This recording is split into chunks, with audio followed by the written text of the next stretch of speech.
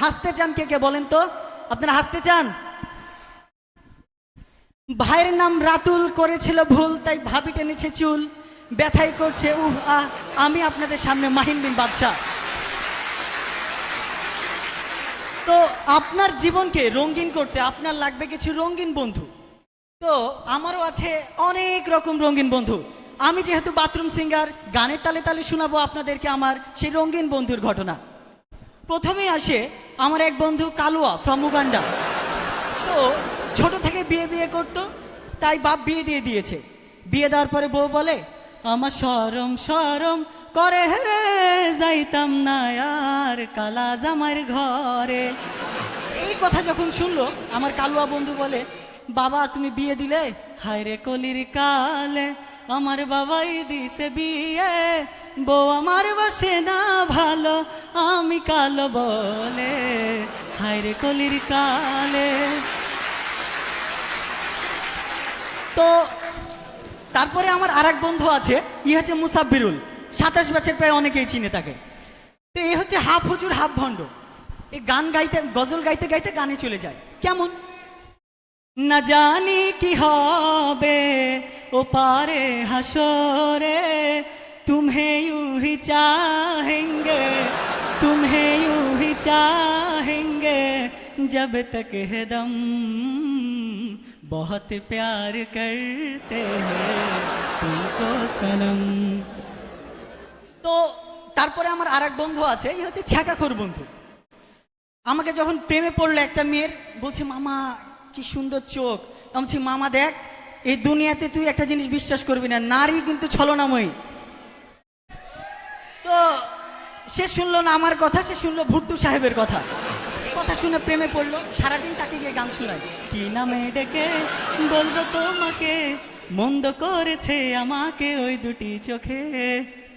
আমি বললাম শোনা শোনা, খুব গান শোনা। 2টা দিন, কয়েকদিন পরে বন্ধুকে দিয়ে দিয়েছে একদম ব্রেকআপ। এসে আমাকে গান শোনায়, বলবো না গো আর কোনো দিন, ভালোবাসো তুমি মরে। তো এইটা গেল। তো আরেকটা গানের জিনিস শোনাই, সেটা হলো যখন 2000 সালের আগে যখন গান বের হতো তখন কিভাবে বের হতো। তোমরা দেখো গো আসিয়া, কোমলায় নৃত্য করে থমকিয়া থমকিয়া, তোমরা দেখো গো আসিয়া, কোমলায় নৃত্য করে থমকিয়া থমকিয়া। আর যখন এখন গান বের হয় তখন কিভাবে বের হয়, তোমরা দেখো গো আসিয়া, কোমলায় নৃত্য করে, ডিজে বাহারুদ। তারপরে আর কি আমার আরেক বন্ধু আছে, ই হচ্ছে কিপটা বন্ধু ফ্রম চাঁপাইনবাবগঞ্জ। তো আর কি কি মানে আমি বললাম দোস্ত দেখ তুই আমারে কিছু টাকা ধার দে। আমাকে 5 টাকা দিছে, 5 টাকা। 5 টাকা দেওয়ার পর বলে গরিব হতে পারি, অবস্থা ভালো। তো আমি বললাম ঠিক আছে। তো 5 টাকাটা নেওয়ার জন্য ওই আমাকে 10 বার মিস কল দিয়েছে তার পরের দিন। তা আমি বলছি তারপরের দিন তাকে টাকা দিয়ে দিয়েছি। কিছুদিন পরে সে আমার কাছ থেকে 1000 টাকা ধার নিয়েছে। 1 মাস পর তাকে কল করেছি, বন্ধু টাকাটা আমার খুব দরকার।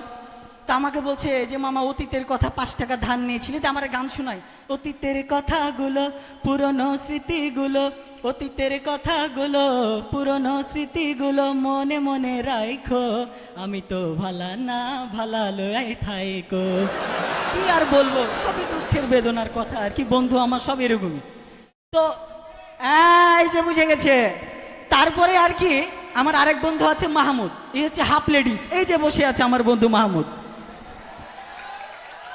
তো স্যার বলছে তোমরা কে কবিতা বলতে পারো? বলছে স্যার আমি পারি। বলছে কি কবিতা? বলছে কবর। বলছে এখানে তো দাদির কবরের কবর, আরে ডালিম গাছের তলে 2 বছর 30 বছর ভিজায় রেখেছি 2 নয়নের জলে। তো এই কবিতাটা যদি আমাদের রাতুল ভাই বলতো তাহলে কিভাবে বলতো কবিতাটা? এইখানে তোর রাতুল, এইখানে তোর দাদির কবর,